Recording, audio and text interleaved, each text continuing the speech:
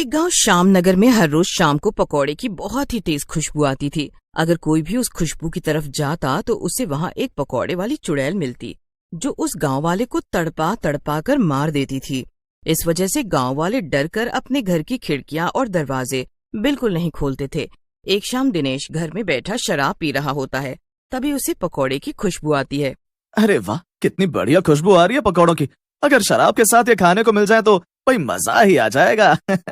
उसी समय दिनेश की पत्नी सीमा वहाँ आ जाती है और बोलती है, अजी कहाँ जा रहे हो? एक तो शराब पीकर गलत काम कर रहे हो, ऊपर से शाम के समय पकौड़े चाटने जा रहे हो। मैं मना कर रही हूँ, कहीं नहीं जाना। पता है ना, ये भूतिया पकौड़े वाली का जाल भी हो सकता है। दिनेश जो शराब के नशे में चूहे से शेर बन चुका था और बोलता है, मुझे समझाती है, पता है ना मैं नशे में हूँ और नशे में चूहा भी शेर बन जाता है। जा रहा हूँ, मैं देखता हूँ कौन सा भूतिया पकौड़े वाला है, मैं उसकी ऐसी की तैसी कर दूंगा आज। ऐसा कहकर दिनेश वहाँ से निकल जाता है और पकौड़े की खुशबू की दिशा में चलने लगता है। जैसे ही वो थोड़ी दूर जाता है, वही भूतिया पकौड़े वाली वहाँ आ जाती है और बोलती है, क्यों रे शराबी, तू बहुत बहादुर बन रहा था ना अपने घर पर, चल कर मेरी ऐसी की तैसी, मैं भी तो देखूं जरा। चुड़ैल की बात सुनकर दिनेश हैरान हो जाता है और सोच में पड़ जाता है। लेकिन इससे पहले दिनेश कुछ करता, चुड़ैल उसे उठा लेती है और बोलती है, क्या हुआ, क्या सोच रहा है? मुझे कैसे पता चला? मुझे सब पता है, तुम गांव वाले मेरे बारे में क्या सोचते हो। सब पता है मुझे। ऐसा कहकर चुड़ैल दिनेश को मार देती है। अगले दिन गांव वालों को उसकी लाश मिलती है। उसी समय दिनेश की पत्नी सीमा भी वहां आ जाती है और लाश को देखकर रोते हुए बोलती है, मैंने कहा था इस शराबी को मत जा, वो खूनी चुड़ैल हो सकती है, लेकिन नहीं माना इसने। बहुत बहादुर बन रहा था, अब मेरा क्या होगा? मैं किसके सहारे रहूंगी? फिर गांव वाले मिलकर दिनेश का अंतिम संस्कार कर देते हैं। उसके बाद गांव में शाम के बाद तो मानो कर्फ्यू सा लग जाता है। कोई भी गांव वाला घर से बाहर नहीं निकलता था। एक दिन सरपंच जी बोलते हैं, हे भगवान, हमें शैतान से बचाओ, बदले में चाहे मेरी जान ले लो, लेकिन इस गांव को इस शैतान के चंगुल से आजाद करवा दो। कुछ दिनों बाद गांव में सोहन आता है। सोहन शहर से डॉक्टरी की पढ़ाई कर वापस लौटता है। सोहन की बूढ़ी दादी सोहन को बोलती है, सोहन बेटा, गांव में शाम के बाद मत घूमना और जो काम हो दिन में ही निपटा लेना। गांव और शहर के माहौल में बहुत फर्क है। दादी की बात सुनकर सोहन को समझ नहीं आता और वो थके होने के कारण अपने कमरे में जाकर सो जाता है। अगले दिन सोहन दादी से कहता है, दादी, मुझे अपने बचपन के दोस्तों से मिलने का मन कर रहा है, मैं जरा उनसे मिलकर आता हूँ। दादी सोहन से कहती हैं, ठीक है सोहन बेटा, जहाँ जाना है चले जा, लेकिन मेरी बात याद रखना, शाम होने से पहले वापस घर लौट आना। दादी की बात सुनकर सोहन वहाँ से चला जाता है और अपने बचपन के दोस्त पन्नू और रवि से मिलता है। पन्नू और रवि सोहन को देखकर बहुत खुश होते हैं। तुम बिल्कुल नहीं बदले पन्नू।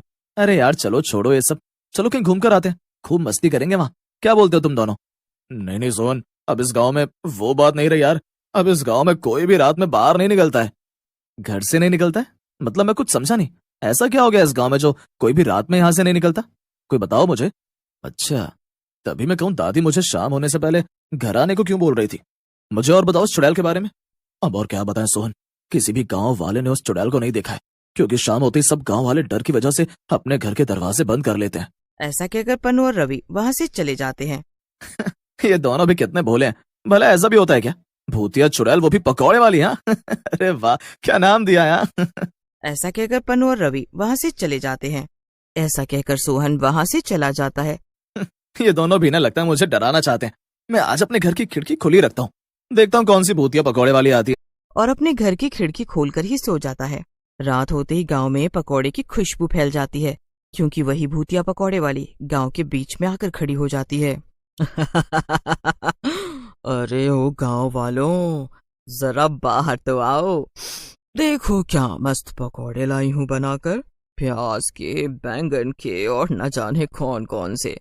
कोई तो आओ। चुड़ैल थोड़ी देर तक गांव के बीच में खड़ी रहती है। लगता है गांव वाले मेरे पकौड़े नहीं खाना चाहते। चलो कोई बात नहीं, मैं अपना ग्राहक अपने आप ही ढूंढ लेती हूँ।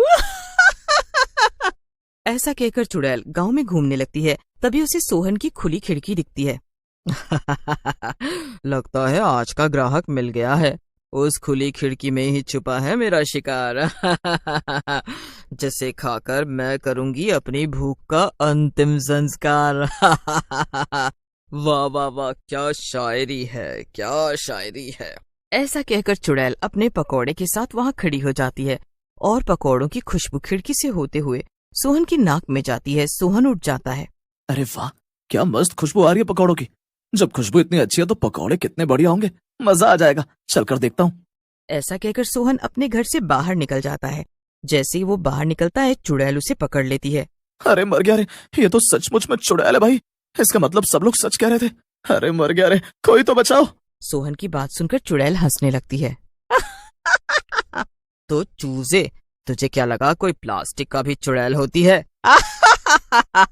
अरे तू कितना भी चिल्ला ले, कोई नहीं निकलेगा इस समय।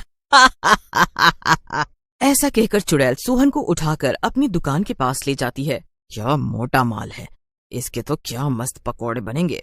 आज इंसानी पकोड़ा ही खाती हूँ तलकर। लेकिन इससे पहले थोड़ा चाकू तेज कर लूं। ऐसा कहकर चुड़ैल अपने चाकू की धार को तेज करने लगती है।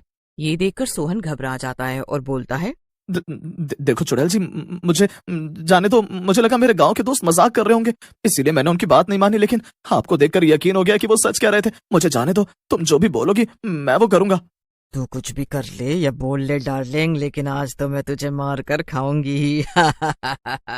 ऐसा कहकर चुड़ैल सोहन के ऊपर चाकू से वार करती है। लेकिन सोहन पीछे हट जाता है और उसके कपड़े फट जाते हैं। कपड़े फटते ही उसका तावीज बाहर आ जाता है जो उसने पहना हुआ था।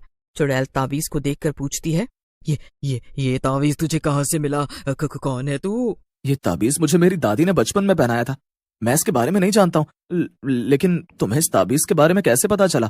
सोहन की बात सुनकर चुड़ैल की आंखों में आंसू आ जाते हैं और वो सोहन से बोलती है, सोहन बेटा, ये तावीज मेरा है और मैं बहुत साल पहले मरते समय ये तावीज अपने बेटे को पहना गई थी। उसी समय सोहन की दादी सोहन को ढूंढते हुए वहां आ जाती हैं और बोलती हैं, चुड़ैल, ये तेरा ही बेटा है जिसे मैंने पाला है। आज तू अपनी भूख मिटाने के लिए इसे मारने चली थी, तुझे शर्म आनी चाहिए। दादी की बात सुनकर चुड़ैल रोने लगती है और दादी से बोलती है, सही कह रही हो दादी, मुझे इस दुनिया में रहने का हक नहीं है। न जाने मैंने कितने लोगों की जान ली है, लेकिन मुझे मेरा ये बेटा ही मुक्ति दिलवा सकता है। वो ये तावीज मेरे गले में डालकर भगवान शिव का मंत्र पढ़े तो मैं इस चुड़ैल की योनि से आजाद हो जाऊंगी। चुड़ैल की बात सुनकर सोहन रोते हुए बोलता है, माँ, आपको मैं इस योनि से मुक्ति जरूर दिलाऊंगा, ताकि आप किसी और को फिर से न मारें और इस दुनिया से चली जाएं। ऐसा कहकर सोहन अपना तावीज चुड़ैल के ऊपर डाल देता है और शिव भगवान का नाम लेने लगता है। चुड़ैल थोड़ी ही देर में वहां से गायब हो जाती है।